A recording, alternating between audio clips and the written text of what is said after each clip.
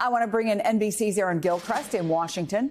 Donna Edwards served as Democratic Congresswoman from Maryland. John Kasich was the Republican governor of Ohio. Both are MSNBC political analysts. Okay, Erin, what do we actually know about this announcement, when it might come down?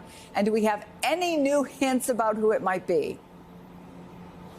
Well, Chris, let's start with the who there. The Harris campaign has really been very disciplined about this process of selecting this vice presidential pick, and also about releasing information about the process and about who might be on the shortest of the short lists as we roll into what we know will be an announcement tomorrow. And so, and I'm told that their discipline really is consistent with how Vice President Harris operates and has always operated. And so we don't have greater detail about who the vice president has sort of narrowed down her list to. We know, obviously, that over the weekend she held in-person meetings with the people that you indicated, Senator Mark Kelly, Pennsylvania Governor Shapiro, and Minnesota Governor Walz as well, and that the process we expect to be now really in the closing stages. We know that tomorrow, sometime in the second half of the day, we anticipate there will be an announcement of who the vice president has chosen. That's from sources familiar with her process here, and then they will appear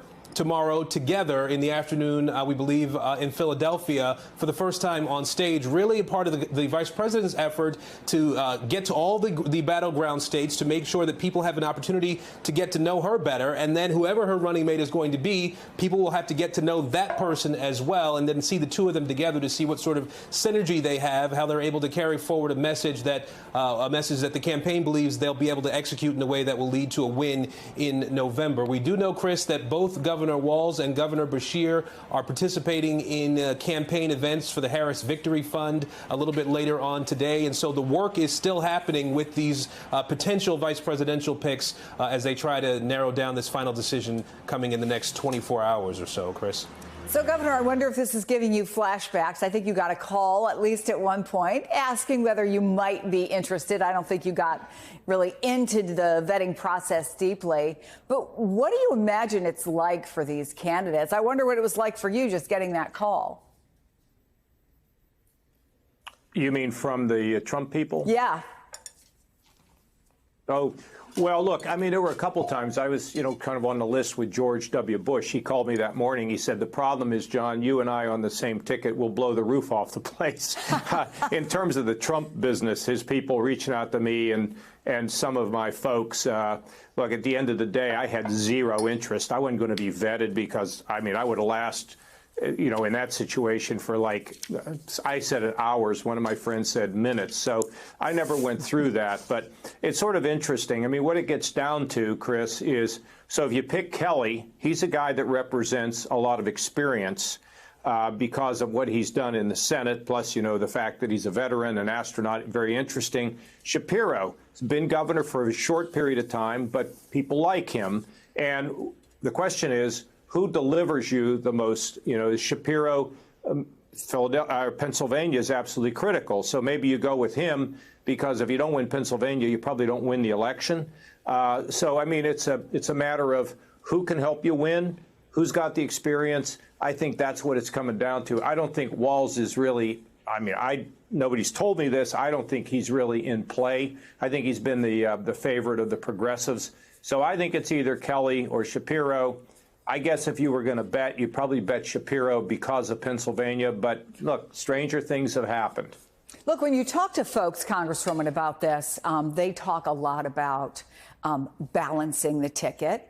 I don't know what you think balancing the ticket actually means. It's obviously goes beyond a white woman or a black woman picking a white man, right? But I also, there's this whole chemistry thing as well. What are the more intangible things that you think are in play right now? Well, I mean, first of all, I think you got to look at the research, and so much research actually shows that this idea that everybody has that geography is the most important thing when it comes to picking a vice president is blown out of the water because it's really not true.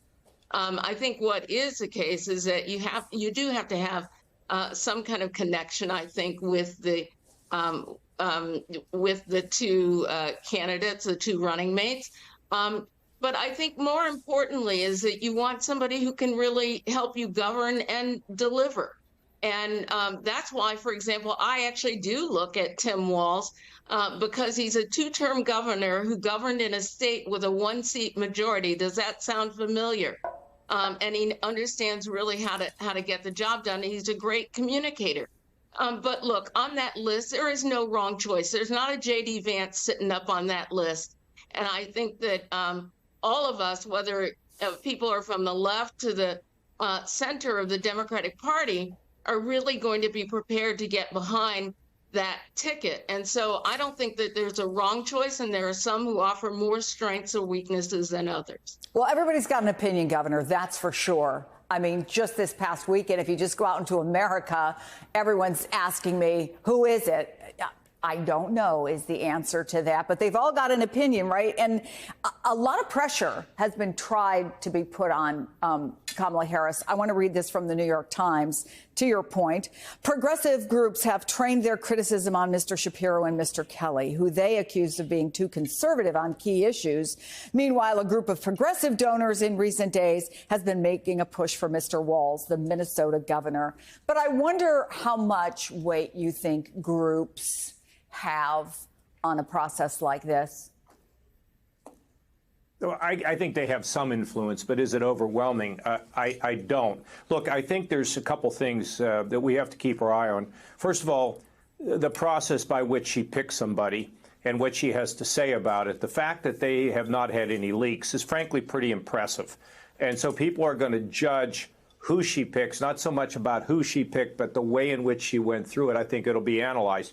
But secondly, as we go to that convention, that Democrat convention has to go smoothly, because it's not that you were saying that people don't know who these folks are quite. They don't know who Kamala Harris is. I mean, she's now running ads. They still don't know who she is. So that convention is going to be very, very important, because it's going to be a defining moment for her. If the convention is raucous and crazy and, riots, protests in the streets because they picked Shapiro and they said, get Palestinians protesting it, that doesn't look good for her. So she needs not only to have this pick go smoothly, for her to be analyzed that she did a good job in her selection, and secondly, get to that convention and have peace. Without that, she could be defined in the wrong way, which is what the Republicans are trying to do, which makes her winning in November more difficult. So a couple things we have to look at here as we head closer to the election. Yeah, I wonder how much it matters. Can he give a good speech, right, Congresswoman? And how is he going to come off at the convention? I mean, I think there is some argument to be made, as the governor has just made it, about a first impression, or if not a first impression on Kamala Harris, a first big impression of her coming out, making a major speech, head of the party, somebody who, for better or for worse, the buck will stop with, depending on how the Democratic convention goes. Look, I've talked with so many organizations and donors all across the country, and I think even people who are advocating for one person or other, they are all totally united behind whomever Kamala Harris chooses. And so I think that they are prepared for her to give a speech that sends them out onto the ground, into the field, knocking on doors, making phone calls, united behind that ticket. And so I think, there's a lot of stuff going on behind the scenes right now, and people talking to each other about what that VP pick might be. But I think at the convention, people are prepared for an exciting convention. After all, Democrats and nobody has ever nominated a Black woman of Indian descent to the presidency of the United States. It's going to be exciting.